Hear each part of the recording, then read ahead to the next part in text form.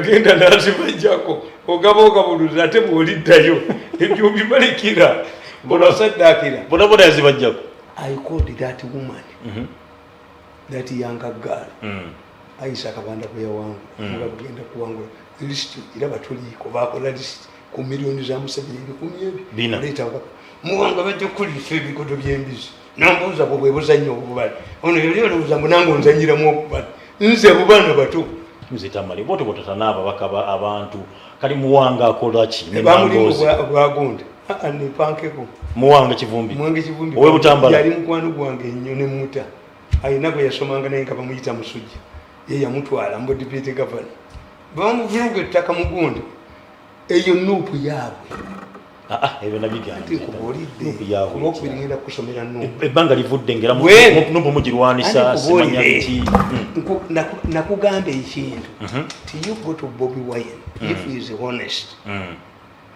Bobi Wine came to me and he told me there are people who want to use me, but I fear nyanzi najja muganda nanga nti bagala mukozesa naye gwe tuyambe tulabe Museveni. We were blocked from seeing Museveni. Bobi Wine's initiative, first initiative, was to see Museveni. The first person they saw was the radio, Nebamutanaga. Then they moved it to Bobi Wine, to Baby Cool. Baby Cool came to me. I'm not talking about dead people. Baby Cool came to me and I explained to him, my brother, ekibanda kyamwe. When you become anti-Museveni, ekibanda kyamwe tekijja kukola. Kituufu. Mumina ekiwaatule. Ekyokubiri, taatawo veterinary politician. Where do you kill your name? So third is, omusajja ono bwe bakkuba essasi, try to bana jinja eyo, n'aweta ensambya, n'amulaba. I explained to Baby Cool. So I'm telling you. Two, when they got a party, Mutumwakitegera. This man, yali mugezi nnyo y'omwana. Ani? Bobi Wine. Kyagulanyi. Yatandika na slogan. People power. Ng'olina w'ogijja. Our power. Naye mbagamba nti bakusaasira bimuguze ne mayinja. Bakola ng'olina normal structure. Without a normal structure, toyina bw'ogula. Babiranga bagoba omuzimu. Naye mbagamba nti bakusaasira balinga ekikoyi ku mukazi alina akabina. Ne bw'okijjako okasigalawo. That's why Muhoozi ayagala okutandika ekipya. If you want to protect against infiltration, you don't have a structure. Bonna bajje senale mu candidate tekitegeera bano. Tango toyina kyamanyi, tadongo tayina kyamanyi. Tango doi okugula okumu kuli busi yakudduka. He will not come. We have only a person. Are you running a single party state? What if I don't come to your party? Exactly, that's what he has done. True. Ereche nabagamba tuli. Emmotoka yaganya okugenda. Ayina slogan. Kakati ne basalira bala mu amagezi mu kulya ssente mu isi. Bala mu ayagala ssente. Naye nali mu Senegalese. Naye babumbi bajjo yabawenya. Nabuuza bajjo nti nketera yalina. Sali ne kalisa. Nga ngambye oyo balamu. Waliwo omusuubuzi akola nali mbaasa. Kubanga bano nali maze obbagulira nga bagamba. When he goes to NBS, we shall control his information. Kerusaina nabo. Kubamba mbalaba. Nebajjako programu zonna ngende wakonfuira amasi. Mbamba laba. You pay my money condition. If you continue attacking you. Agemba mukwata okwata jinzo mulamuza nkwata simusule ddala. Kiwanuka kigezeeko. Ebyo byemwakola Elizabeth Musoke byasiba gundi. Byasiba mugundi. Myaka 5 muka nga mwagala kizimbe. Nze Elizabeth Musoke yalisa nereze. Mbugundi simanyani katwafuka na bamukwano muganzi. Tunuli Elizabeth Musoke. Nemutunulira wait nti ono takunda bamu omusere. Andi bali basabye mbubanzije kumuli. The president can even appoint a representative. Netunulira Elizabeth Musoke bwe namunya lwakintu kimulukuta na mukwano kwa. Yali amuguluka ajja kuzimba yali ajja kukyalira batalabangako. Nebo mutule mutita bakuzanya. When you see us, are we jokers? There was a dean yajja buzibi bya mateeka byamu. Nkugamba. Olusha gwa mtu omwana Kyagulanyi mugezi. Yes. Balamu bamugamba agenda alijesalinga people power. Kakati Balamu bwalijesalinga people power teyamanya ti abamugamba bali benale. Yes. Abamugamba bali bani benale. Kakati abenale mu bali bagala bana abako to control Bobi Wine. Why? Ate Bobi Wine yali akwatiddwako Amsterdam gumuyita lawyer we. Amsterdam is a side agent, recruiting agent. America is looking for younger people in Africa who can flash out the influence of the Chinese. That's where Bobi Wine follows. Yes. Kakati Amsterdam, mumuyitanga lawyer wa Bobi Wine. These people lost Bobi Wine to Amsterdam. America nemuwamba. Nemutwala. America yagenda okulaba. Nga bano pressures bamutaddeko bamubonyabonya bakola kindi bagati onalimu omulamu wadde teyasoma bana kugamba kugamba ti if you see an important man taking your wife to the lodge then why are you making noise? Yes, if Bobi Wine bamuleta kubanonyeza babaka ba parliament. That's why they used in their newspapers like a monitor to criticize his inability to rule Uganda. But not his mobilization skills. President nga bagikuba. Ne mobilization skills nga bagamba. Era bamuwa billion 5.8 kuvaawo. Abina alimu. Abanonyeza abakabapala. Nze tamalekera kuwayi. Nup carried out nominations when they were facing a case mu court ono omulamuzi yesiba. That's why is digitally yesiba kana akasajja kamabirizi bamukubira esimu nabaga no let Museveni tell him yengo mwita musiru tebali musi okimanyi nti aba no bakola nominations nga omusango guli mu court two mubabuuza aba no they were paying half of what? Nominations will later half. Abagala kwesiba ku parliament. I was in this ngabwe nkugambye nti mbadde mu bagizi ba Museveni. Somebody has told me which I knew. Nakugamba ti Bobi Wine. Omusajja minister mu government ya Museveni. N'omulala gwe sigenda kwogera. Bagenda mu maka g'omuntu w'enaale. Ng'abantu baba Ezike Gandhi vote Bobi Wine. Era ne bagamba abavubuka bannu mukole effujjo lyonna Bobi Wine awangule. We shall not carry out any arrests in this area. That's why these people got the courage of intercepting Museveni Zichi. This is why omusajja yalibawa Mama Fina ono chairman gundi kiyimba ate babakozesa ne baddamu ne babakozesa kiyimba bamukwata ku piika was leading the campaign ne Mama Fina nga zitadde museyi bamukwata ku abayina alimu kwa police. Why? He was campaigning for it. Nze mbamvaayo olukisa kisalwangu musajja musekale nangamba owayiso muzeyi wa working for national Museveni nze sabira nga mikolo gya Museveni nakole mu bwanju olwo bagalira wumuna tamu pisto ku pisto tusibira ku mikolo gya Museveni muyinza okulagira ntuttinganya ode kavuga gandi sijoge bwebu nyizu bayi sese mutu so ayavuidi abakajanja Mirundi humiliated at Museveni rally no vow ne tuvawo fembi ne tuvawo nzuli jogo sirigendera kukosa sanze kususa menvu kakati ndi mikolo gya Museveni sigibera ko deliberate nakugamba nti bakwata omukazi yali aladisibu mu Kampala gundi Lugasa ngagenzi ekisozo okulaba Museveni ne bamusebe balala week is trespass nze namuyamba n'avaayo.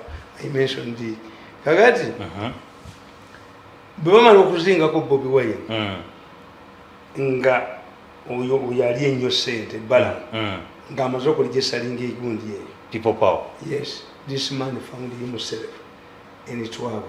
Why? Without a party he couldn't get MPs who could get money. True. If you want to get money from parliament you must belong to a party. A party, yes. To control these people in the parliament they had to belong to a party. Yes. Otherwise, since Bobi Wine did not come to be president, and his role was to mobilize for these people MPs. in NRM, for MPs, yali tasobola kugenda nga independent. This is why ekibiina kya Bobi Wine kibiina ky'NRM. Mzee Tamale nakugamba nti oyo omusajja Kibalama Kibalama yali wa Muwanga nga driver wa Muwanga mweyite wano Kayira kuba olubiri abayekera baali balinda aba Museveni bajje tebajja aba Museveni tebajja bo baali bamanyi nti ebyo byobuyekera Kayira byakola eby'Ekiyisirayiri tebisobola. Can you sustain oyinza okugwamba gavumenti banadduka buddusi? You had to attack nga baddukuba bakoleki era they immobilize. Kakati these people abakayira nti balinda aba Museveni baveewa ku lw'ebbombo baatuuka essaawa nyanga mwe bali mu Kampala. Kati Muwanga abaava Entebbe n'abasanga Najja Nankumbi tewalimu mobile phone zimubuulira ate yali yeegumya nnyo awulira amasasi agaavuze mu kibuga ayingira mu mulwanyi yalwana Tanzania. Kibalama yalaba abavubuka abambadde Muwanga baali mukwatiddewo baali bagenda naye. If it was not Kibalama, Kibalama easily identify era ebintu bimuteeka mu nguudo singa ekyo ekibaati kyaliwo Muwanga yali agenze. Kibalama yaweta emmotoka okugizza Entebbe. Muwanga lwategeera nti abadde agudde mwambuusi eyabalekera baka enejjera obayitanga wuuyi bayitanga wuwa ku Steera we yabasanga nga bavudde eri eno ku gundi ku kisaawe kya Kabaka we bayitira awo kakati bali awo ku Steera bagumbye nti balinda ab'NRM bajje bayingire ekibuga gundi mota bagiteeka ku lubaga ku gundi ku kifaananyi kya Bikira Maria. Obote yagamba Yitojo gendo yonoone byonna ebintu erubaga ekyo tukikwata kuba kitunudde mutwekobe wali ekigenzeeko kitunudde mu nyumba ya Kabaka asulamu ekyo ekifaananyi ekyo ate Buganda bwe benaafuna ebisiraani kikaaba omusaayi omulokole yakiyiira asidi n'aziba amaaso n'akomawo n'abaga nti omukazi omuzungu ankubye oluyi ekyo kitunudde mu lubaga. Mutesa yagenda e Vatican bakikyuse ne Mutebi n'agenda e Vatican Wanga n'akyereegamu ne bagula endabirwamu okuva e Vatican ne bazireza ne kyatika nze nakiwandikako akatabo nja kakuleeta ndizo Vatican nampa emitwalo gya $1. Ekyo ekifaananyi kira kyakuzanya ate ne waliwo ekirala ekiri ku limbo ekyo kyo bakireetera Obote ng'akubye Namugongo bakisangako mu ddwaliro nga kitambula. Ebifaananyi by'Abakatolika biringa by'Abayindi ebifaananyi by'Abayindi binywa amata bino ebiwumbe bino abasayansi bagamba mbu biba birakasidde nnyo gayitaba nga tegayita mu lunyampa. You joke with that going to the statue of the Virgin Mary there biri ekyo kikambwe waliwo n'ekirala kiri Brazil tewakiraba lwaliwo anti kyakwata omubbi nekimulemera. Omubbi baali bamutwala n'agamba kansiibule maama wange Bikira Maria n'akikwatako n'afugamira bamusika nekimulemera mbu siriki mwe mwafuna omugeza ate mumwina ebifaananyi nali ne Kanaabinga Ladiko Kanaabi n'eŋŋanda baladiko sirinnya nabo nnyonyi Kanaabinga n'ekifaananyi kye ekiri mu passport yasiiga kisiiga yetakubwa bifaananyi ne kalenda eri emabega we bw'atuula amala gisalamu kifaananyi passport nga kifaananyi kya Kanaabi kisiige busiizi Kanaabi takubwa bifaananyi Kanaabi takubwa bifaananyi Kanaabi n'eŋŋanda they are radical Muslims. Kakati nkugamba nti bwe bakwatira Bobi Wine Kibalama obubiina bulinga 10 nakugandi mutabani wange ayinamu Lugunda yabadde patroni waabwe era ndozi kye kyamuleetera obuzibu ng'amanya Musega ye chairman waabwe era kyobula abanya Musega bamuwa omulimu mu education whoever I talk about they bring him ono joge nnyo ng'azimba empire ye ne Betkame yamulera Betkame came to me running in tears had no job ne mugakola boti ne boti wange teyadda kubanga ono abadde alowooza abakobo mbu basobola okunjavuwaza bwe banjavuwaza nzijembe engayiri. That's why they are floating a stupid argument.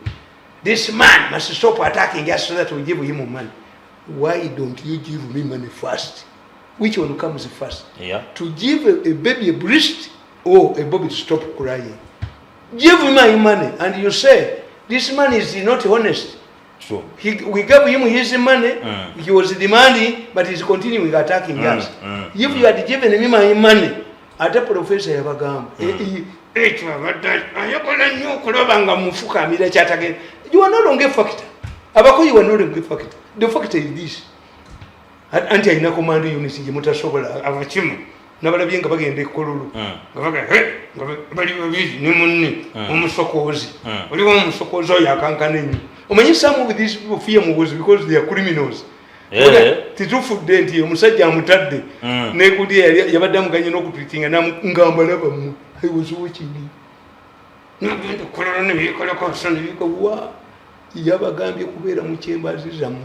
Era mutaka kagire va mutaka lya hamu bakugambye olivemu kola mu bintu ebinene nikiwano tubona ko against Geneva mbo to make him relevant mu bikola wano.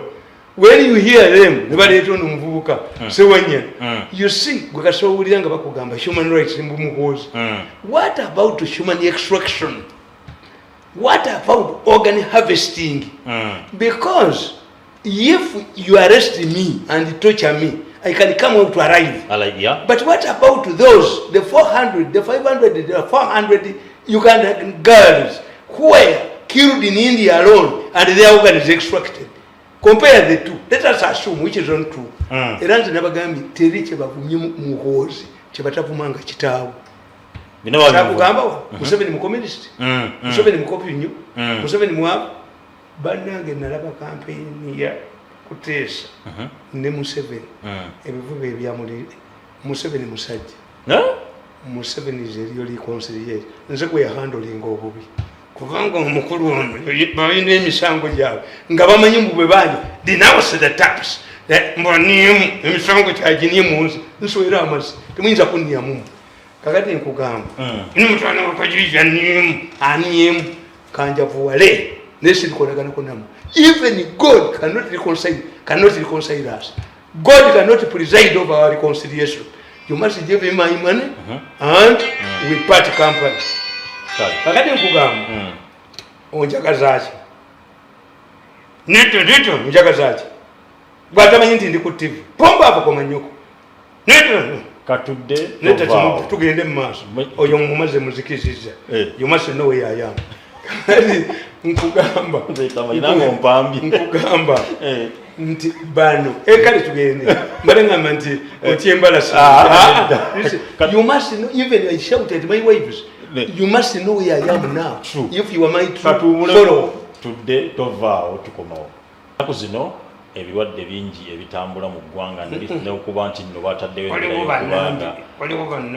restriction okuba nti ebitundu bitogenda kuba nti kale gwetayagala kuba nti nno ebitundu ebimu nga ogenda downtown okuba nti olina byagala okuba nti ogulayo kozesa essimu yo ogende ku imol ojja kuba osobola okuba nti ofuna ssemaduuka w'ekibuga Uganda w'ekibuga Kampala kyonna ng'akuli mu ngalo osobola okuba nti osobola okuba ng'ogula ebintu byonna byagala okuba nti ogula ku ssimu yawe nyini mutudde mu ofiisi yo oba mu makaago ebintu nga bya bbeeyi ennungi egwanidde ate nga bya mutindo wa kika kya waggulu aba imol webale okuba nti okutusaako eno okuwonya okuba nti ogenda mu buki balina edikota yaabwe edikota zaabwe ziri wano Nsambya awo nga ku American Embassy awo awo nyini we bali bwekitabo ekyo okizaayo bwekitabo ekyo okizze kasoogula ekinne imol ne kiba nga kibakuwadde siku mutindo gwosinga okuba nti oyagala okizaayo ne bakuba nti bakukyusizamu oba nga bakuddiza ensimbi olaba abasajja baali baagala bawere bodaboda mu Kampala beezaabwe zisigalemu. But why do you monopolize? Okay, everything. This is what I've told Museveni supporters. Don't support it only. Observe what has been done wrong. Kubanga even if you want Museveni to come, abalonzi tebagenda muwa kalulu. Kituufu. Sensko yagenda n'awangula akalulu 99%. Mu myezi esatu baali bamusene mukazi we. Eri abakoze eki. Rwanda bayina zana kwizana. Yes. Yali abakoze eki. That's why people do. Instead of marrying somebody, a woman, send muwemu aso mujeko sente zembaga n'ez'omulimu. Kubanga once this man marries, is an additional problem. Has been jobless. You have stopped at the wedding. The woman divorces immediately. Miezi 3 mukaga ngati kati mwakolera ki. Sani mama ateka muzachezo. Kati musoke mu omusajja omulimu. Sente zembaga muzawulemu. Idea neyo. Yes. Sente zembaga muzawulemu. Nze namukwano gwange mbabuulira. Namuga ndi gwe kyoba okola. Jja ku sente zembaga. Manyi bano bwe bakola bali ku group eryeji. Kuya kusumbuwa naye anti buli emungirondoola era nyinza okuweereza virus ni amudediri nkuweereza virus kakati egundi esimu twandigijjeeko sinza kujjako simu katonda nanyamba okufuna ow'okuvu sinza gijjako nakuyamba okufuna okuvuma njagala wakuvuma ala nampaaba okuvuma sinza kugijjako ofuna okuvuma olire ddala essanyu ssebo nkuyambe ki nkuyambe ki ziriwa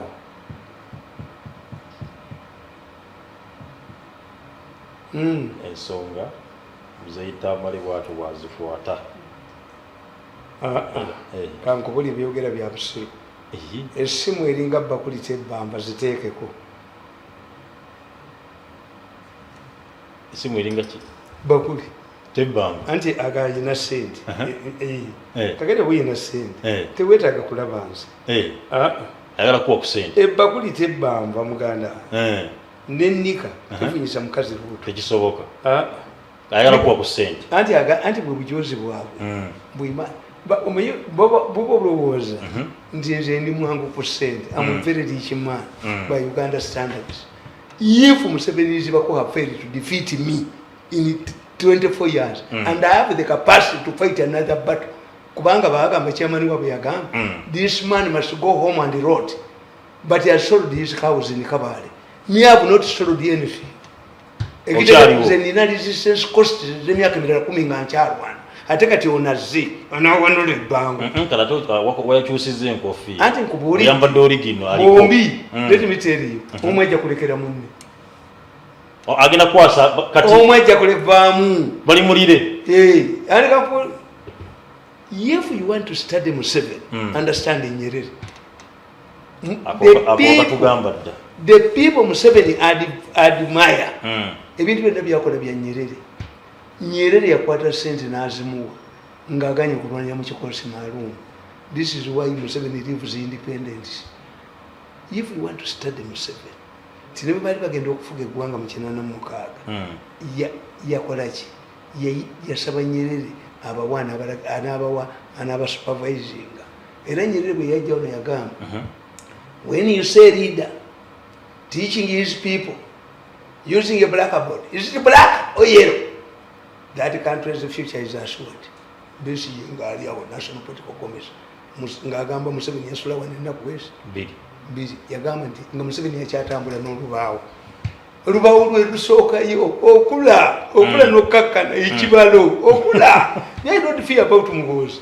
This young is what is what. The moment you are in good company and the Museveni batugamba nga communist muki has turned out to be a capitalist. Naleka ba mafia naleka ba kodomi beni bajoga ensi.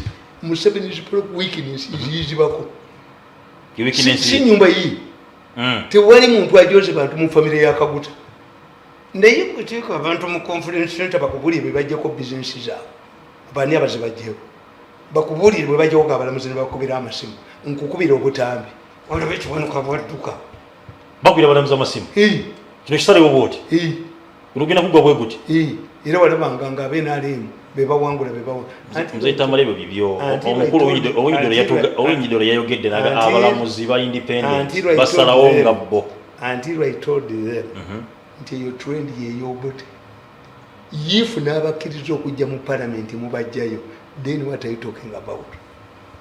I wrote it. Oh, but about one, if you have money, don't. Me, I've done a lot of work for this country. I've got a single committee of Uganda. Niyabantu banfuniyamu hope. Yes, abantu baninamu hope. Everywhere. Ngezo okukyusamu okuteeka muri fueling. Omenye motoka enywedde nange nenywa ekitali kibi naye we ngenze wabadde wa mukiga omukiga ndooza ndaba kati I normally see you on TV twalira bwereere oyina n'akasawo ogattemu nganya ya maama nywako katono everywhere. Another man said I'm coming from Kabwoke. I watch you in Kabwoke. I'm more popular in Ankole than here. Abanyankole amataka baluma enyama ebaluma amaliba gabaluma emboke yewuba mu Ankola awo bali bakwatira eri Antonde mu Museveni yali batwalira mamba okubajja eri Antonde okubafutule manga waliwo omuwagizi w'omwaka ogoberera onzikiza yagaye bawandiikireyo akatabo akwata ku history eggwanga ne Uganda ne Buganda. Eggwanga ne Uganda nga bulize libe litambula ne Buganda yasabye ndi akatabo abika bawandiikire. Museveni yayita parliament neteeketeka kabaka ng'akola campaign nze nendi defending ne Bulaya jerere yangobanga mubbi wanko kabaka yafunnyemu ne mayega kyava mu mpale nekuno kyapa mu mpale byamusaze omulaba kyayogera kyapa mu mpale najjalumbe mwanyi kubanga balikwa abazirwanyisa kyapa mu mpale abadde alumba mwanyi omusajja mu Canada eyampa sente zange babadde bazizanyira eri waggulu until the president directed my money to be paid. Let me tell you that I know. Because the Canadian is following me. After meeting the president, the Canadian is going to give me money. I cannot talk to you now because the current situation favors this man. No. Ewafu wali esajja nga baliyita nfiiriddwaki bakituuma ku kyalo nfiiriddwaki bakiga nti omwana wa mwannyoko afunyisizza assa obufumbo bwa ssengaawe omukamufunyi kyabaga kati mwogere kimu abadongwa kati nfiiriddwa sikyalimuko naye Museveni yangobanga omubbi w'enkoko sango naanansasula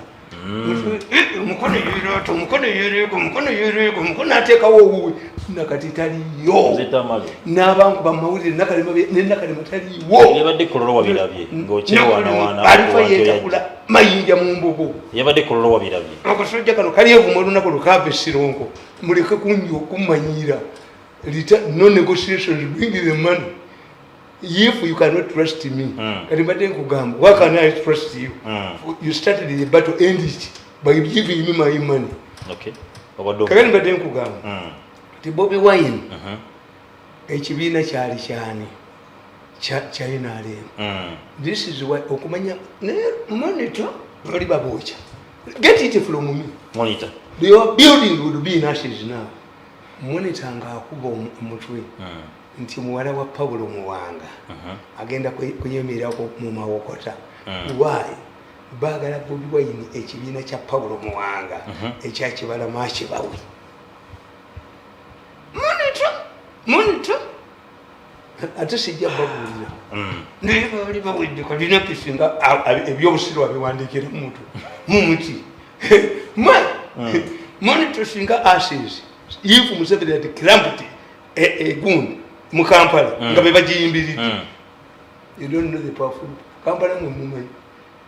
Buzunga uti ne babuwa sente ne buzunga. You are not wicked. You are like mumina property and very private. The investors will run away. Kagadi kuga. Babakuba Muwanga ne mwala wa Muwanga ne bamutulaga. Kyasomesa Makerere Dr. Muwanga. Nenga eyimu yonna yakujja ko balimbi omukazi oli. Didn't you see Museveni visiting Muwanga's family? Yali ayagala yoki ekibiina kino. Kagadi in normal circumstances, when a party is going to organize a delegates conference, yes, they are advertised for 14 days. Yes. Mumawulire. Kana kasajja kana olievu molunaku nekulu byalievu molunaku ndo yave wasemakulu okusima ebyoloni n'atandika okutunda okuma mawulire. Semakulu kulu byasumanga byoloni. Semakula namutwa tewali gwe simanyi wano omuntu yajja wano yajja mawulire ng'alimu amagezi yali Kakande was a teacher. Yes, the way of looking at things is different. Okay. John Kakande was a teacher. Yes, I was going to Mauli would never be fake. Ram 7 years ago, these people were fishermen who left their nets in the lake when they saw that I've created the peace. Never jam Mauli. At one time we had 100 publications. 100? Yes. Gati. Nkugamba. Nti Bobi Wine afune ekibiina balanga ennaku 14 the intelligence did not alert anybody kana kasajja kana conviction kabaka akuwadde obwami ngata kyakuyita kyapa mu mpale ngata kyalinyayo niko baba kande nikabamala ngono kyapa mu mpale bali bonna se kyapa mu mpale yomuli wase ne kuluno ya kibalabu yo kukumirwa eno tabadde kyapa mu mpale abadde mu Uganda abavubuka kyapa mu mpale yo mu mukazi wa Sindi ono yomugamba nti ye wakitalo yamugira kyobola yalagira ono n'alaga eri yetonde wakyapa mu mpale ono wamaanyi ono nze ndaba bamutenda mbwina command unit simanyi bagiyita 500 simanyani battalion nga yagambye okukulamu ebye yo gye bayita ku final ne kulo babadde batesha ne munengo mbalaba matiisha bakankana batiti naye olumunja mukubira essimu olumunja mukubira essimu bamafia bali batudde entebe nibategese batudde motoka zirya nengenda ku gesi nengamba omuserikale nti bagambe Komunedi Mirundi na yazi nalabe motoka ezifumuka olumuna bagamba ngenda gamba president abasange nga mutesi mukola kibwa omufere motoka bazirekawo nabo ojja mukubira tibabana mudirisha abalaba alina munno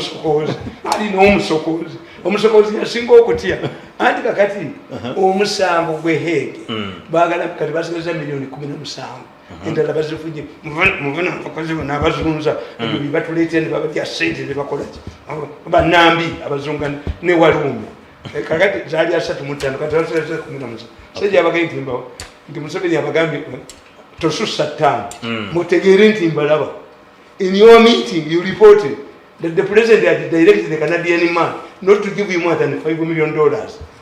Kakati badduka bagamba mutu this yabagamba mali omusajja omuli mu sentence kati if I have not talked to you for the last 24 years how can I talk to you now when you are no longer a factor in politics? You are no longer a factor in politics. But in Babachabaman, they are panicking. Okay. In fact, my estimation is if this man comes, they must relocate to buy farms in Zimbabwe and Iran now. Baba Mutianyu. Ateba Mujozi, the more he should be. Me, I understand him because this situation. Into a Bakujoga, Tebakuvako. Bakujoga, Bakujoga, you know, and he must come on his knees and swear numbers. Arrest me and see over Bunquatanga to what he wanted to simple. God. Gundi Bobi Wine afune ekibina nga bakozesa gundi bala na blocking gachi people power. Why? They wanted a party. Mubanafuna era bugwenda ngira kuzimba quarters bali bagala party.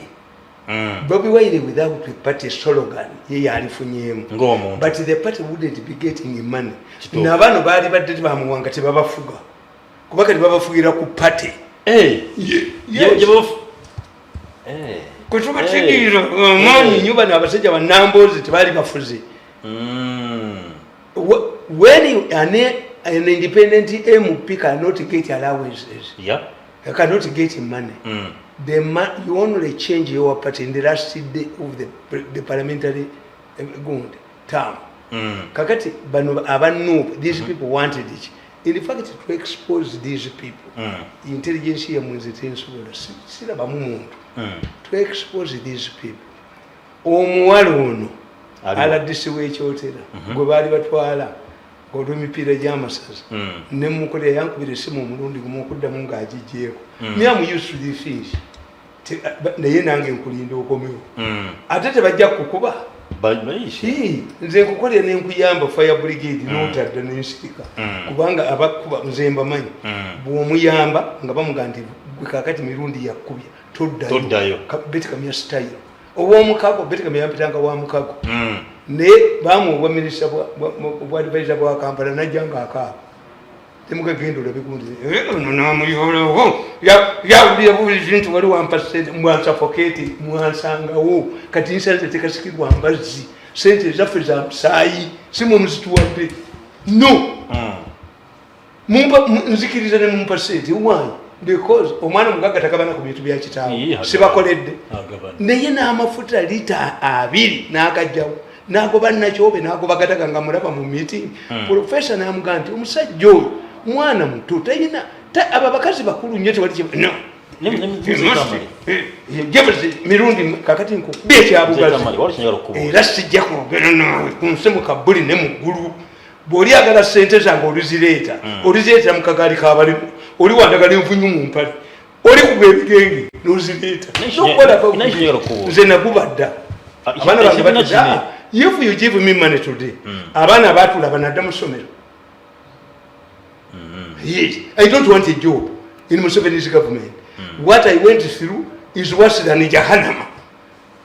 I can repeat it 100 times. Mwenye wenyejiba mwenye musitubira na jisanga wa Luciferi mu muliro. Nakutoka ne bakuzeni esimu ku muzeyi akwetaaga nga takwetaaga okuwoza nakadema I regulate the day I met you. Bantu mwe muli bakyose until nga mwine kyemunkoleddewo naye he kept himself thinking when die Uganda sees him up to today I will never talk to you. Even God cannot force me. You will never declare him. There's no way I should talk to you. I should talk to factors like this one.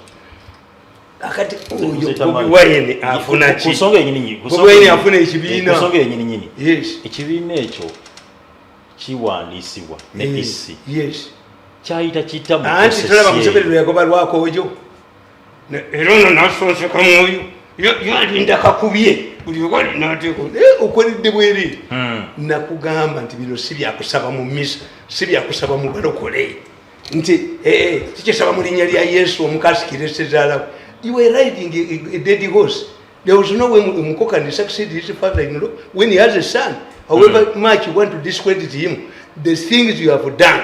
If Mukoka na yali ainemi mwajali webere n'abanganga ani aine example then omuntu ko can extract organs from a human being no human rights violation ani aine example then yes Mukoka sirika busiri mulinde kadala tubolekere you wait mulinde kadala mwani anabogerera njagala mukwate ku nkofira ya mwemu mugitwale okujja ko bano stage manager ka doctor Lwasama ago gemuteeka mu sente agasomesa ago gemuteeka mu sente but you go to erale njagala mucho mulale wansi wano mpira kudde ku kapeti mutulabe era nze nsaba Katonda Museveni alibe kujja twamalaka ono yambalaka n'abakooto olabe bwe zidde okunywa tulaba abakooto we banaakubalale okujja ku mpapula zaabwe tulaba abakooto we banaakuba olukuŋŋaana they use money they think dangling money everybody is humiliated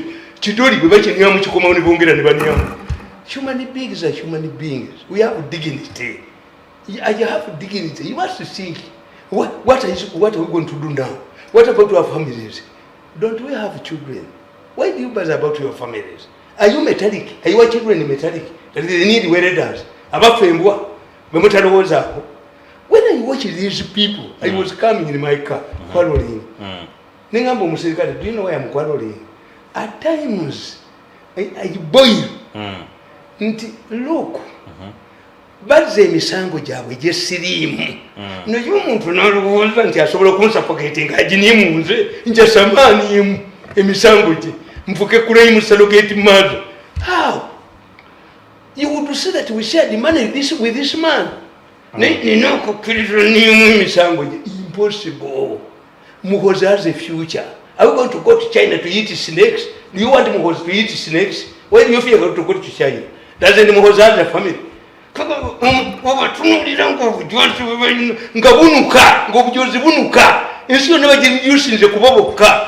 you? Who are your fathers? Who are your parents? Mutambulenga abanyakole nafe tutambulenga abaganda yogera tajjawo ne kitaawo. At times I lose my temper. I wake up at night and cry.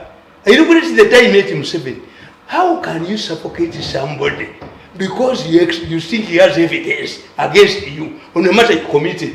And Museveni hires Karugire to defend them. Karugire takes my money and with his money, Taja Kuzim. When I never could say Nabagam, where did you put that money? It was a good up. Do you know what happens when they get this?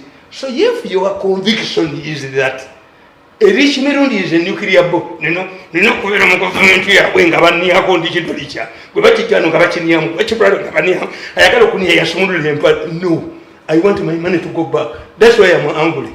I'm using these words deliberately to send a message. You are not fair.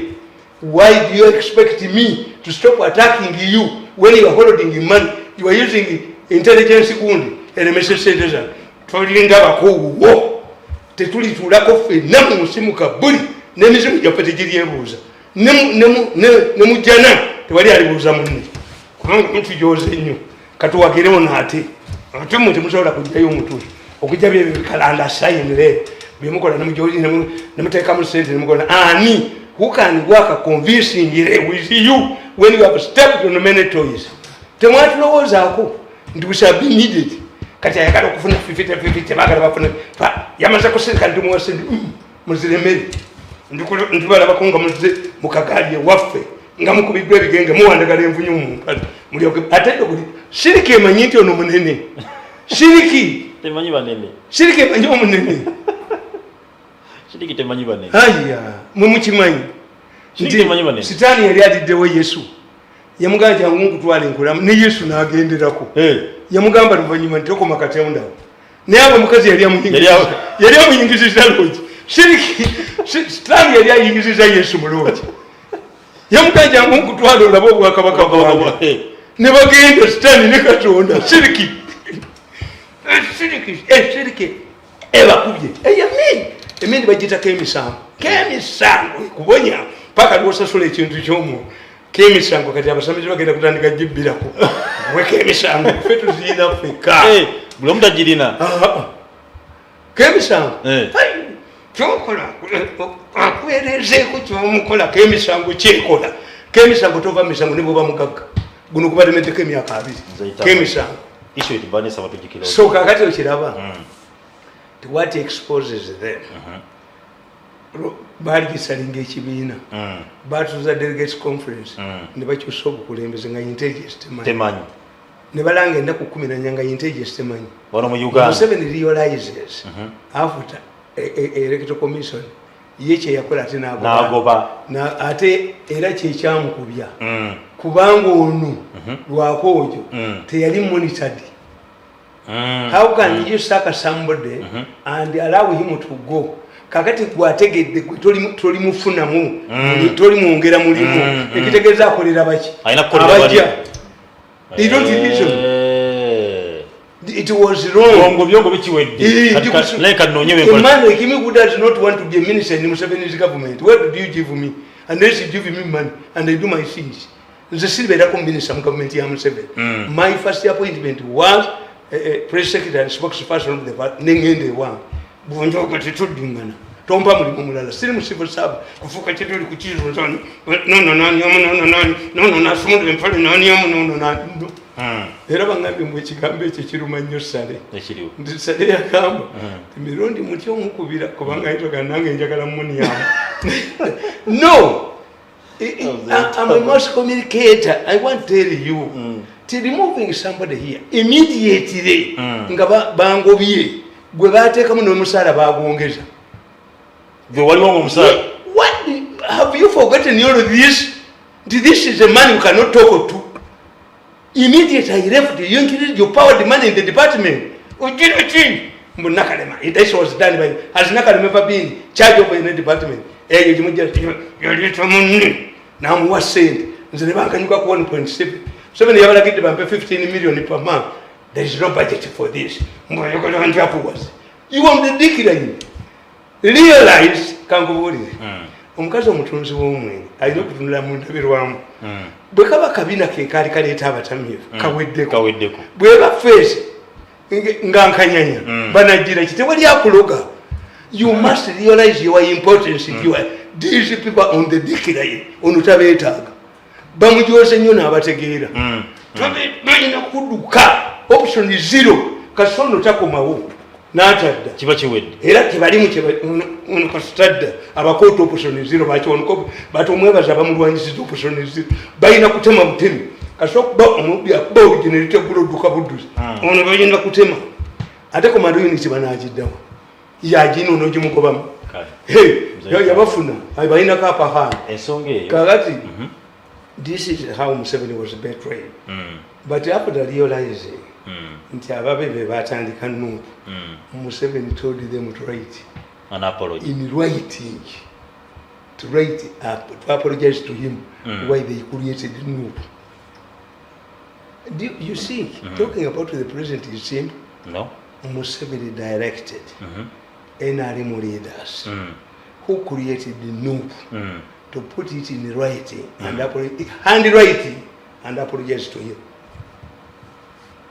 Mzee Tamale, ekitegeeza by'oyogera obinako obukakafu kuba kantoka tosobola kulimbisa president. Yabakozesa apology. Yabakozesa apology. Ne bagikola. Mu buwandiike ne bagikola. Era that's why he does. Since I pick mu mukono yakakikola abantu abo. Babiri. Waliwo gwe. Mukuserere nakwezi. Nyanga wali atudde. N'ateekawo omulala kwa Manda House Arrest. Kasajja kajja ne kamufunza. Who are you, gentlemen? I'm a soldier. From where? The Special Forces. What's told you? Officer, sir. Do you know that this is a private home? Yes, sir. Don't attempt to miss. Put it down. Don't attempt to miss. But I have visitors who you have closed at the gate. Yes, sir. My instructions to block, not to allow anybody entering and going outside. Nagenda okulaba nga ayogera ekiruga yayogera ekiruga okay you wait there nagenda okulaba nga azungumuza mu kiruga yakubira muhoze simu ayowe have you reached this level of arresting me muhoze namuganze sibimanyi sirinawo nagenda okulaba emmotoka ezijja naye akasajja kasigalawo ne geti ne kagiggala sa yes sir yali ajjayo pistol nekamuga don't tempt me sir put it down sir kasajja kakamba babaligira wano ne befanka mutoni wakajiji noliyingala wa mukye musobola okukola kujja ku programu zange ate zibalemye. You removed my programs one by one. You battered my son ne mujjamu amanyi meeting negiraba. I saw the meeting yani yalagira. I saw the meeting myself. You killed my daughter at Salbatiku. You targeted my wife. You even hired thugs to kill me. Don't expect even Jesus to put a crowbar on forgiveness. Mzee Tamale, manya twogere ku mivuyo egiri mu kibi mu X. Lepo mu family yamu muri mukabuli. Mu lusukulu yamu muri mukabuli. Mu lusukulu yamu muri mukabuli. Mzee Tamale. Manya twogere ku mivuyo egiri mu Electoral Commission. Yes. It must be why is a source of money. Ebero nakambule nebugaza aba South Africa ezikuba obululu. Bamusajja ono mulala. Omuntu y'omu. Nage isimu tujijje. Musajja gwe. Kali ennyoko. Atenja kuku.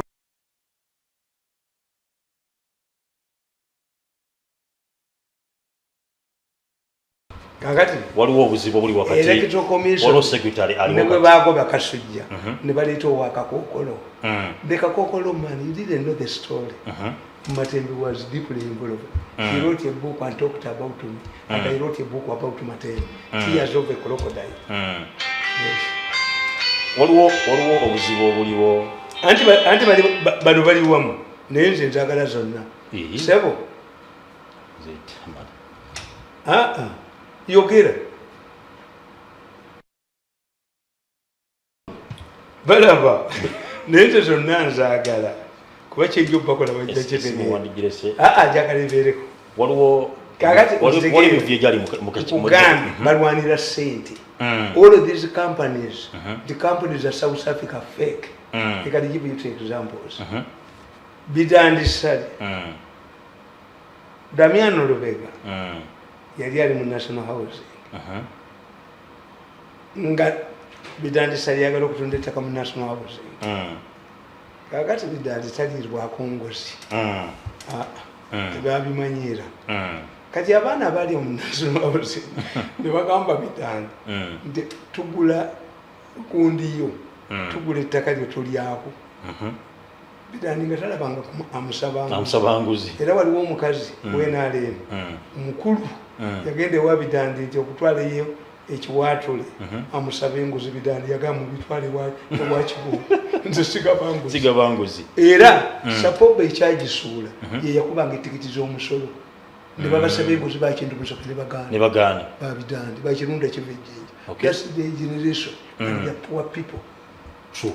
Bidandi ye yawona yali mu second Ferongo time n'agula ettaka lingi nnyo which is selling now. Okay. Akati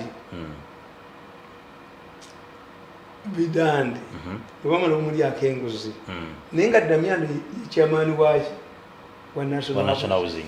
Kati Bidandi enguzi yagibawa mu cheeke abaana n'alagira poliisi bwe batwala cheeke abakwati abanywerezeeyo Bidandi. Kakati abaana ne bamugamba nti muzeeyi ffe tetukwata cheeke tuwe kaffe ate tetujja tetujja gwefuna ekifo lukwa kirigindi kinyugunyeemu abaana banyugunye nze wange muzireeti baali baleeta sente mu mmotoka ne bagamba nzita ekiro ngambalabu bagula gundi drone era buli wabulya drone bagamba mugonza naye ate nga nalaba meeting nga baga nti drone za Nalweso but they're saying their mind. I hear that. Mbayina. Gobuli human rights. But let me argue to you, gentlemen. When we talked about Nalufenya, because his name did not fit. When you talked about safe houses, it was ready to win and Kaka. Because his name did not fit. Yes. Why does he fear now? Mwabaina abali 15 bemate mu India alone and your companies are involved. Fairo zonna bazocha bali bazina mwayokera bwerere fairo weziri onokulu gali befuka. You must treat me with respect because me I don't talk. I have video and audio. I can destroy you in a day. Temusobola kunzita buli mvunyu mugisasula. How many times have you tried to kill me? You cannot arrest me. That will be shortening your life here. In Uganda, which have factory women farm never watch. You confront this issue as real men. Know that you annoyed me. Muchiti nga mwinda bwebagambira mwinda yabagambi is he attacking me? Mwinda yabagamba give the money. Kati mwinda mulumbira ki? He is my advocate. Ne mu meeting yabagamba he must stop talking. I will not stop talking. You must surrender my money first. Okay.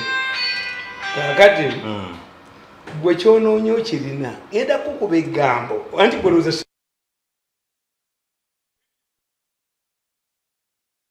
ekiringa basi tuliwa Bidandi konfuzi. Kakati Bidandi kyeyakola okimanyi bakuba akalulu nga Damiano Lubega yalina okuba nnamba emu nga Lukyamuzi ye nnamba 2 bakuba akalulu nga Damiano ye nnamba emu nga ennamba 2 nga Lukyamuzi ye nnamba ate kali fainted. Kati Damiano yalonda abalagolo balangirire nga bwali agenda mu kereziya Lubagabaga nti banenze ennamba emu kozi Lukyamuzi ye nnamba emu namukuba ekigoba Bidandi yakuba Damiano ekigoba kati nga nze ongamba mwebereketa commission wano Museveni tebamuzannyako ne bamulya sente basenkubuge nti erinnya lye libeere sandwich tebitwende senkubuge n'omulala gwe bamulira sente Museveni. Why? Museveni ku bapiizanti be alina okubeera on the top nga yali first obanga yali wansi ate bagenda ne babagamba nti akalubo kayise ne mu nkofiira. I think it was 6 tinyefunja bagamba nti Museveni yabba. Museveni lost 400,000 votes. Nga abantu balonze bubi. Nga balonze bubi. Kubanga civic education tebeerayo. Kituufu. Yes, this is why I've told these people. If you don't create a separate pressure group and you build this on the Chigongo structure, then the Chigongo structures failures are going to be inherited by you. True. Temuzimira kwena alemu. No. Ina ni mujireke. Mwakani ngo msuba wakali kazi. Amu with the chap nenka bale kate nenka ba kali kavude wunu. Bukole musabu businza lubalo. Businza lubala atujoka. Waliwo emivye jali waongera gikolagana ku nsimbi. Ne batu banako ku secretary wa IC. Buli wamu babbawo. Finance director ne nacho. Omukisa ko balina buli bwewe. Nze wange batwala 5 billion. Nze nalo iso nankubere simu mbuzi batu. Nalinja batta. Nalinja kubattamu. But I have a master's degree. I'm a highly intelligent man. In political science, but you can know yourself. I have been around for many years. Nga mutu munna janaliwo. Ekinjogesa kiki. Sente nazitwala nadduka. If this man wanted to access this money, he would go to New Vision as a manager. I cannot even go to New Vision as a visitor. Sisobola ebitu mkunde yali abireta. I can go to New Vision. Media center Swiramas. Then I become Chidoli. I call New Vision nani. Lwaki mafabi temukimu. Mafabi is the most qualified person. Ngate mwachi mu. Bakola you sent bakuba yebirango bi education bakola. Ebyo mukyabikolamu. You can ring me. You can call me in a meeting. Netibamu. Ngomulimu nganditeke mu mujise. Tujibamu nga tulibala mu abajoga aba. So ewantu wanne wali sente. Bayina amawulire gaabwe. This kakokolo man. Yakuba kasuje gundi yamweyambisa matembe bayina kampuni yabwe n'omulamuzi nga baagala okuba obululu kakati galiko n'abala nabo baagala okuba obululu zonna bazirimba za South Africa tekuli n'emu kakati gurupu y'abamatembe was outsmarted. Why? It is said according to the law governing electoral commission you must advertise bids before 90 days, yeah. Kakati what the other group did, yalemeza sente mu Ministry of Finance. That is value. Delivery. Kakati in case you don't have 90 days, you use a company that did work for you for electoral commission. Kati nge eyabanu yakola kodda be yaba matembe. Technically. Kati Gigi Nagamant has cited corruption. A team that had gone to South Africa to print the ballots was called back. This corruption must be investigated. Elections must be postponed. Mukwaya hajati mukwaya. Erechi ogola. Hajati mukwaya ali bweru wa government. Mukamwana ubota ali mu government. Muchala anjuba ali bweru. Ngamkamwana ubota ali mu government. This is a government for miracles. It is a government for miracles. It is buli agikoledde ali bweru kati. Natutaina mulimo is jobless. Akaba bukaba. Akasula akaba. Nze singa sali musajja mugezi ngende mbafuka inswero mazito. Esabuli yange wiriri nkola mu wicho lunaku nenfuna sente zengi. Ningo oyo ye talinda bako. Mubajo gasirimu. Talinjoga ko kunsimu kabuli. Nabala bakonga bavu. Abo ndabala bakonga bavu. Nase. Njoga ko. Akati. Mujala mukwaya yabagamba. I cannot go to parliament to amend the constitution. Kubanga okulonda kwa provided for in the constitution. Yes. Tekuchuka. Why I refuse?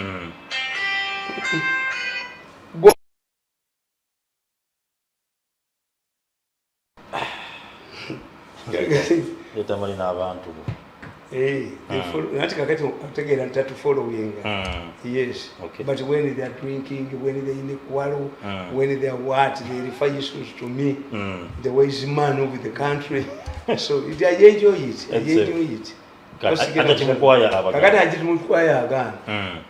Museveni agreed with Hajati Mukwaya. At that time, Katumba Wala was the Inspector General of Police. Museveni called Katumba Wala and told him he investigated the allegations of corruption. But the company that printed last time should be granted the job. Kati bamatembe rasi yabwe bagimalira kwane kukasujja kati mukakiiko mwali muganyana miro emozire nkuma ne bamugamba singa tuwangula akalulu abefudisi gujja okubeera chairman w'electoral commission yuwe muslim like this one omanye omusiraamu abeera nnyo mu electoral commission why the factions baba Christians so a Muslim is an arbiter. Okay. In many cases, a Muslim is an arbiter. Rambagambi, Jemba Densomesa, Nembaganti, Umuntu, I know Wagari into Yenatambula Nacho. But Muslims, Nebabanga Sebaton, what you want Muzikiti, Uri Yazina, Neyang Mazakerezia, Nekanisa, Zo Mwiki Zibu Murundi, Atizan, Rumanyama over Zigaza.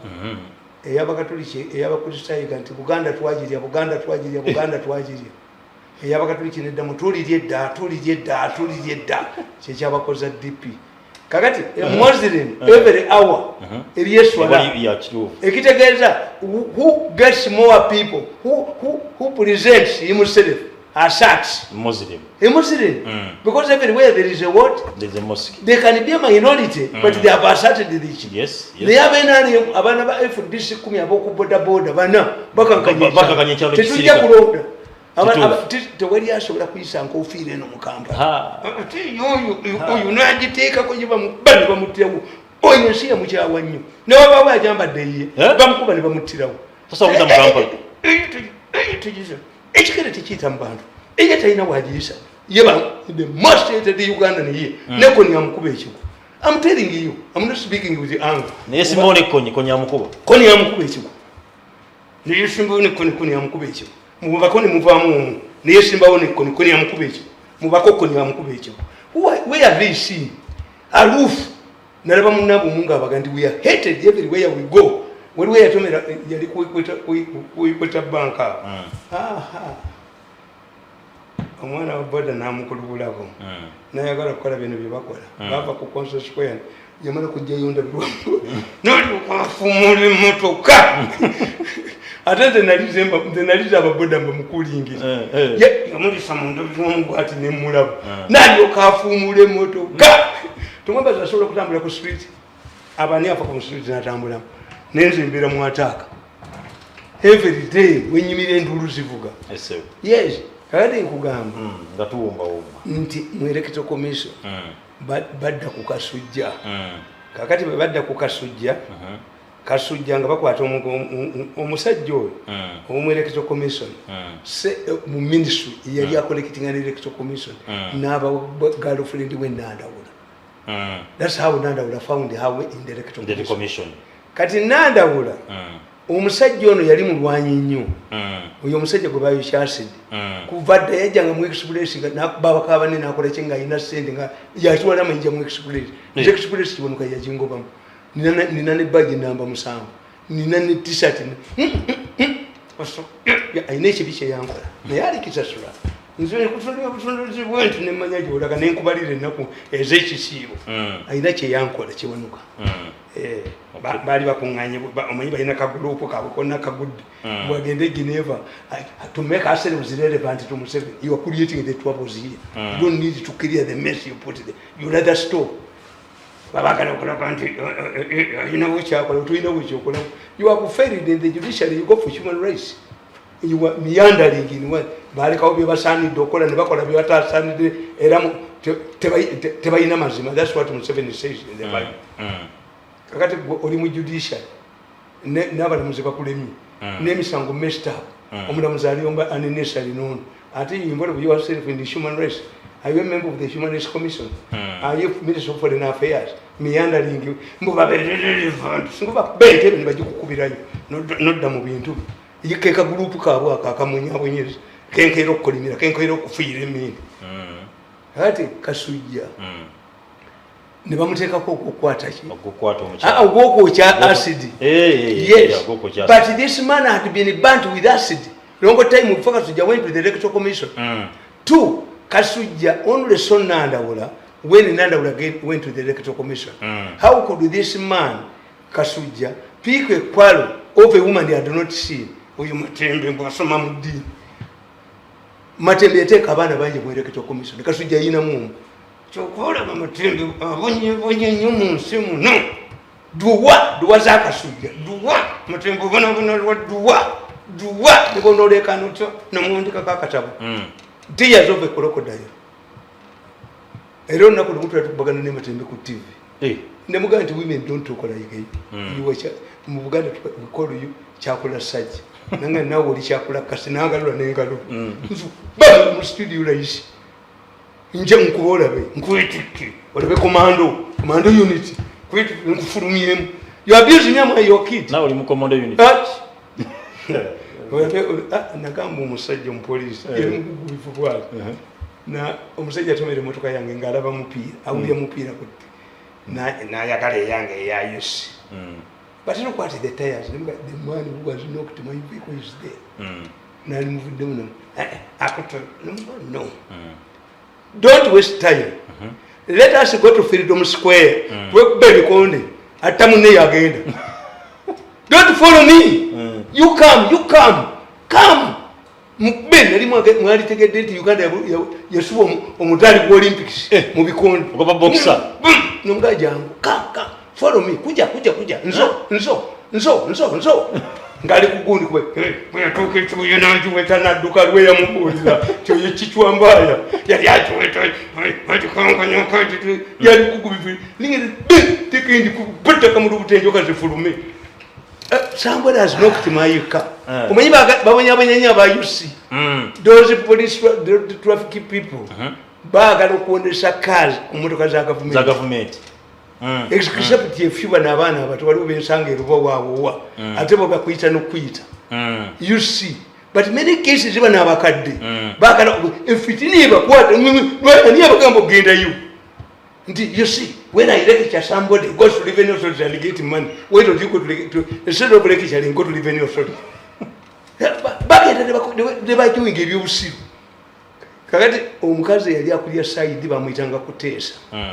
Had wanted kadidikira Kasujja a prime suspect nga Matembe amugobemu bagoba Kasujja kati era but when Kasujja was sacked a case died.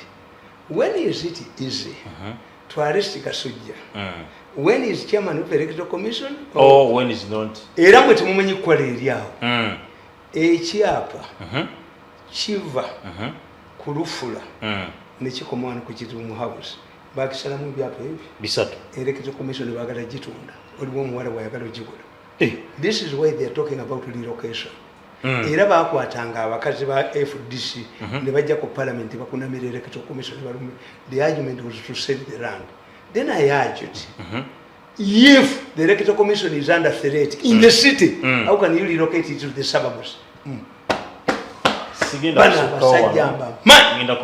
Kati ulira kasembayo baba obululu ku nnyonyi Kasujja bamugamba. That's why the father says in 206 bagamba Kasujja nti ennyonyi South Africa ejja ssaawa 8 ennyonyi ejja 6.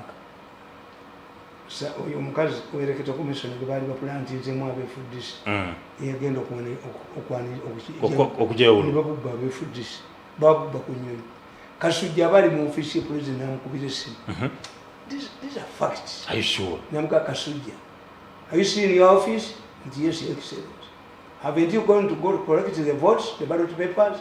The plane arrives at 2. It has already arrived. Museveni told him it has already arrived. Namugamba come to State House. Yasanga Museveni alina abajjaase mu office ababyusiza. Namubuuza, have you seen my relative Kororo? Yes. Are you going to cheat him? Kasujja namugamba, yeah. Sometimes not all of those who come to the rally are voters. Voters. But if Museveni yabala yagamba yatula mu ddiro ne mukazi we ne beesipeesinga n'abaana baabwe n'abala obungi bw'abantu beyalabeko. But in the politics they tell us the people who can measure crowds are the police. According to the police, your police is capable of measuring it. Siba nabaduko obudusi kakati nabagamba nti ekyamuko nti badde bagala kuba police station nti abayekera baganye mukozi kakati bwe nakyogedde laba bazikuba ne bagamba reinforce it and these people surrendered their jobs kubanga tukyasobola kugenda ku police n'agenda yemisana n'agenda yowa ekiro era in fact kati bomba munyina police wayina okubeera road block esookerwako not to end bajja kutta abantu. Yes, muyina okuteekawo gundi defense kubanga kati abantu bajja kugenda ku police n'emisana naye ekyo kijja mu nsi ki otafiire disagrees with the Inspector General of Police and the minister who would tell us the scan, our scan is security, the minister of security mukwezi because according to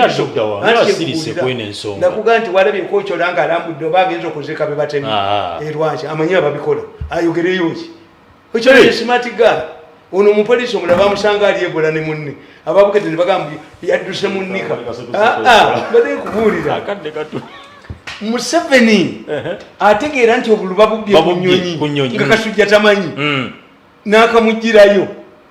Museveni yagirayo Kasujja akabaloti namuga this yours. Kasujja naga nti yes, it is mine but I don't know how you have received it. Namuga mu ddakiika 10 baali bamaze okukwataganya na mino n'obululu. So ono mulekwa gwe baleetayo ono munnafe abadde apakira buli wamu n'apakira n'azimba mu gavumenti. I entirely agree with him because this is an influence-based government and Museveni's challenge is to remove the subterfuge. Buli wamu yapakira buli wamu paka lwepanga kunze tukomye ku nsonga lwepanga kunze kasita mwepanga kunze okatera mandu anti jineseza akayo kaliba kalijo omuziba bwa kugamba okatera mandu nti jineseze ni wewana noleta nedona n'omuteekawo n'omuwa sente mufunye mungi Mzee Tamale.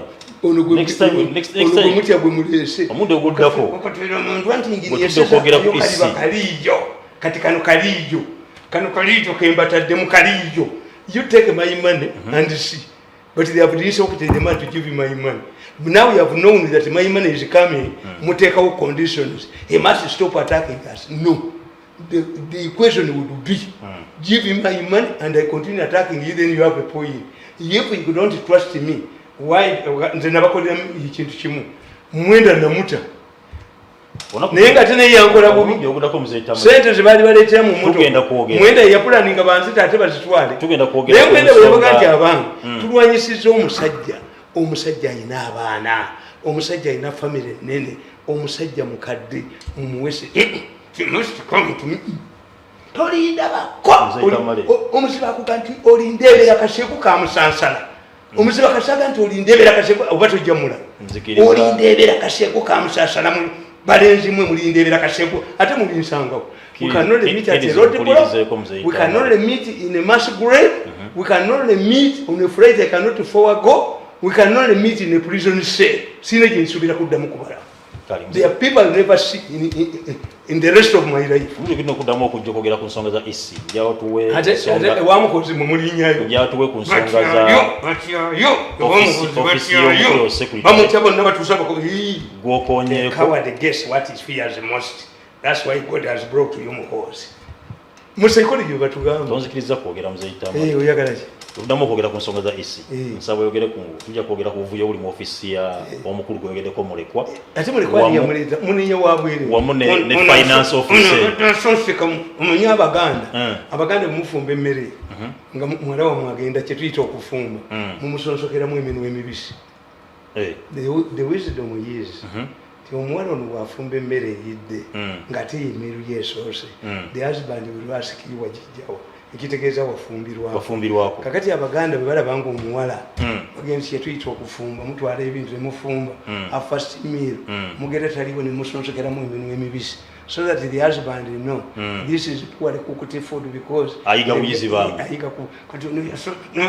uyu mukuba wabwere mulekwa tewali gyatasonsese because bakujjanga bali bateekawo owaabwe okufuna ssente ne tuconsolidate themselves n'okuba ne kadaga eyabayimirira omukama bankuumire yabulisigana okutegeera lwanca essaawa egakugira 3 nekyobe notamuganya nakabamukigagabba kubanga awanze ssente katonda kyavudde okuliitira ono